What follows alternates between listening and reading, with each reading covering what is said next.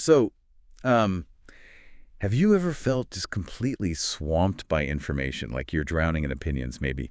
Especially, when you're grappling with something really profound, like the nature of God.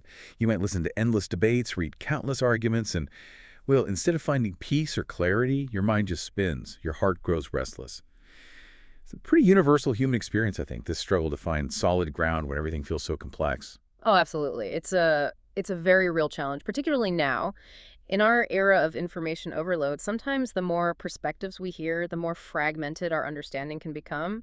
It often leads to a kind of intellectual gridlock. Right, gridlock. And that desire for real clarity, that's precisely why our deep dive today is focusing on a truly remarkable story, an authentic one. Right. We're going to try and extract the profound wisdom from a specific exchange, a conversation between a deeply troubled seeker and a divinely chosen leader. Our mission, really, is to explore the nature of God through the strikingly unique reasoning offered by this appointed guide, and maybe discover how true clarity can emerge from a place you might least expect. Exactly. And this isn't about, rehashing old theological arguments or abstract philosophical debates. Not really. It's about a fundamental human quest for understanding. And it's met with a perspective that just cuts through the typical intellectual noise. The insights we'll hopefully uncover are deeply grounded in a shared human experience. It offers a different kind of pathway to profound truth. Okay, let's unpack this story then. It centers on a man who had dedicated years, literally years of his life, searching for answers about God. He sought out scholars. He sat through countless long debates, absorbed endless arguments. You'd think that kind of deep immersion would bring him closer to peace, wouldn't you? But our source tells us something quite different. It says, instead of finding peace, his heart grew restless. Just think about that for a second. The more he thought, the more doubts seemed to just pile up around him. Endless questions spiraled into confusion, and that confusion, kind of heartbreakingly, morphed into despair. Mm. It paints such a vivid picture. What we might call the seeker's plight, maybe. This wasn't someone just, casually curious. He was profoundly invested. Yet the traditional avenues of knowledge, all that debating and arguing, it left him in a state of deep personal turmoil. His intellectual pursuits, rather than actually resolving his internal conflict, seemed to make it worse. He was, well, lost. Lost in a labyrinth of propositions, his heart adrift. Indeed, his heart was truly lost, as the source says. He couldn't find clarity. And it's a feeling I think many of us can relate to, maybe on a different scale, but that moment when you realize all your usual methods, your go-to ways for finding answers, they just aren't working anymore. And this is where the story takes a really pivotal turn. At the height of his despair, this man made a crucial decision, a real shift. He turned away from the endless debates, all the conflicting voices. Instead, he approached the one chosen by God to guide humanity, the source of true wisdom and light. And that turning point, it signifies such a profound shift in his whole approach, doesn't it? He moved from seeking answers through, let's say, intellectual discourse and human reasoning alone, to seeking guidance from a figure understood to possess this unique, divinely connected source of wisdom. It immediately elevates the conversation that's about to happen. It suggests a different kind of insight is coming, one that transcends mere human understanding. Absolutely. It's like a recognition, maybe, that some questions just need a different kind of guide, one specifically appointed for that purpose. So this man, filled with this profound distress, he finally stood before this guide. And our source, it captures his raw vulnerability so perfectly. He addresses the guide with such humility, saying, "Master, tell me, what is God? Many disputers have argued with me and filled me with doubt. My heart is lost, and I can no longer find clarity." Hmm. Can you almost hear the weariness in his voice, the sheer exhaustion from all those years of searching without finding anything solid? His plea is deeply moving because it feels so universal somehow. It's not a challenge, is it? Or a request for just another intellectual argument. It's really a cry for help. From a soul just overwhelmed by confusion and doubt, he's not asking for a neat scholarly definition. He's asking for a way out of his personal maze. Hmm. It really highlights the profound need for a truth that resonates with the heart, not just the mind. And the guide's response here. It's striking, so simple, so compassionate. Our source says the guide looked at him with kindness. No lecture, no complex theology ready to go, just kindness. And then instead of launching it into some treatise, the guide asks a question that seems, well, at first glance, totally unrelated to the nature of God. He asks, have you ever sailed in a ship? What do you make of that, this unexpected turn, especially after the seeker's intense intellectual journey? Well, what's fascinating is the immediate pivot Right. to a shared, relatable human experience. The guide doesn't even engage with the seeker's previous intellectual battles, not directly. Instead, he sort of bypasses the discursive mind, the part that argues and debates, and prepares to speak to a deeper, maybe more primal layer of understanding. And this technique, it's often far more effective, I think, in conveying profound truths than just a direct philosophical explanation. It grounds the abstract in something solid, something concrete. The seeker, probably a bit taken aback, just replies, yes. Simple enough. And the guide keeps building this mental picture, pressing the point a bit further. He asks, has it ever happened that the ship broke apart, leaving you with no way to save yourself, neither another ship nor the strength to swim? Now, this isn't just about sailing anymore, is it? It's about a situation of, like, ultimate helplessness. He's creating this really vivid scenario of absolute vulnerability, destitution even. Yes, and this is where the guide starts to craft a truly universal human experience. Almost everyone can imagine, or perhaps has even faced, a moment of complete powerlessness, utter powerlessness. The imagery he uses, a broken ship, no other vessel anywhere, no strength left to swim. It's such a powerful metaphor for absolute human insufficiency when we just can't do it ourselves. And the seeker's simple reply, yes, it has happened. It anchors the whole conversation in concrete shared reality. It's not theoretical anymore, it's experiential. So the seeker confirms, yes, he's been there. And then the guide poses the crucial question, the one that really shifts the entire perspective. He asks, and in that moment, did your heart feel that there must be something beyond your strength and beyond this world that could save you from destruction? This isn't really about logic now, is it? It's about an innate intuition, a gut feeling almost. In that ultimate moment of helplessness, did something deep inside you reach out, yearn for something more? How does this question fundamentally reframe things for the seeker, do you think? Well, it really brings up this crucial point about the limits of our own agency, our own ability to control things, and the emergence of something deeper, an inherent instinct, maybe. It's just a brilliant way to tap into that intuitive human recognition of transcendent power. When all our human solutions are completely exhausted, when you're staring destruction right in the face, there's often this intuitive leap, a heartfelt yearning for some higher deliverance. It's not necessarily a learned belief at that point. It feels more like an emergent recognition, something bubbling up from within.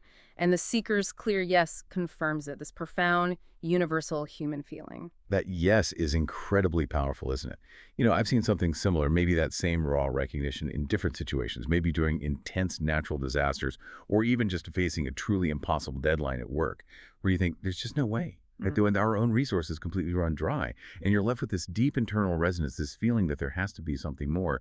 And that's exactly what the guide taps into here. Precisely. It's a moment of, well, profound spiritual and maybe psychological honesty. It's about discerning what our hearts are truly seeking when we're stripped of all those illusions of control we carry around. And with that, yes, with that shared understanding of ultimate human vulnerability and that innate yearning for something beyond, the guide delivers the definition. Profound, incredibly concise, he says, that something is God, the one who saves when there is no savior, the one who helps when all help is gone. Wow. That definition. It really brings us to the core of what we wanted to explore today. Let's unpack this wisdom a bit, starting with why this simplicity is so, well, groundbreaking, especially for someone like the seeker who is lost in all those endless intellectual arguments. Well, what's truly fascinating here is how this definition just completely cuts through the noise, doesn't it? All the endless arguments and the disputers that had confused the seeker so much. It's not a definition based on, listing philosophical attributes or complex theological doctrines, not at all. It's direct. It's experiential. And it immediately resonates with that shared moment of profound human need we just talked about. It offers a direct, experience-based understanding, almost like an undeniable truth revealed right there in a moment of ultimate despair. It kind of bypasses the need for intellectual justification, at least initially. And that's key, isn't it? It bypasses all the complex proofs and asks us to examine our, deepest human wiring. It suggests the quest for God isn't just an intellectual game, but maybe a recognition of something primal within us, a fundamental human need. It almost frames faith not as some leap beyond reason, but maybe as a response to a profound, universal human experience. What does that imply about the source of this kind of wisdom? Exactly. This approach isn't just simplifying, it's reorienting the search entirely. It shifts the focus from trying to prove God externally, out there somewhere, to perceiving God internally through a shared human condition. our condition. This kind of wisdom, it doesn't just offer an answer, it cultivates an inner conviction, something that intellectual arguments alone often struggle to achieve. It speaks directly to our intuition, which, especially in moments of extreme vulnerability, can often be a more reliable compass than pure logic alone. That's a really profound distinction. But thinking about those who are very intellectually driven, maybe listening right now, does this approach risk making the search for truth seem, well, too simplistic? Or maybe even dismissive of the rigorous philosophical and theological work that many people undertake? That's a fair question, actually, and it does highlight a common tension, doesn't it? But I don't think this story is about dismissing intellect at all. It's more about understanding its limits, perhaps, in certain domains.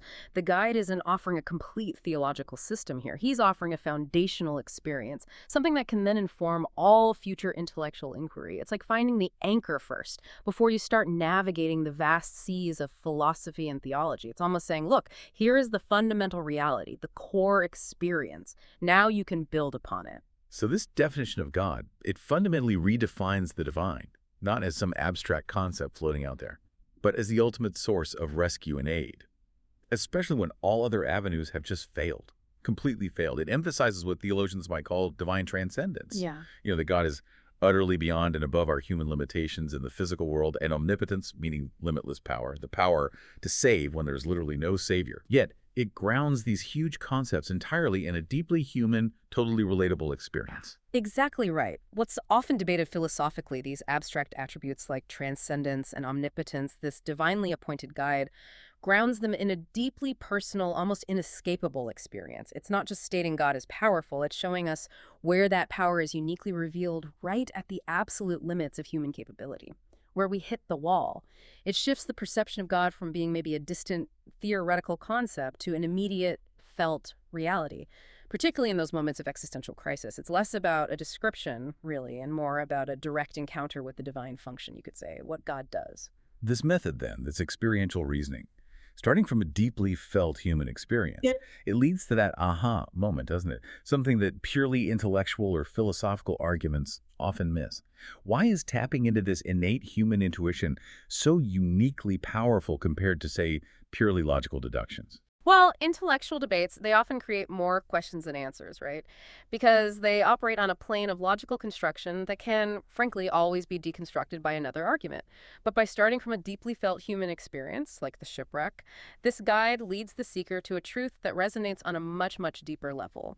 It's a knowing that comes more from within, rather than just from an external assertion somebody makes. It taps into, well, our cognitive psychology, really, recognizing that profound truths often require more than just rational agreement.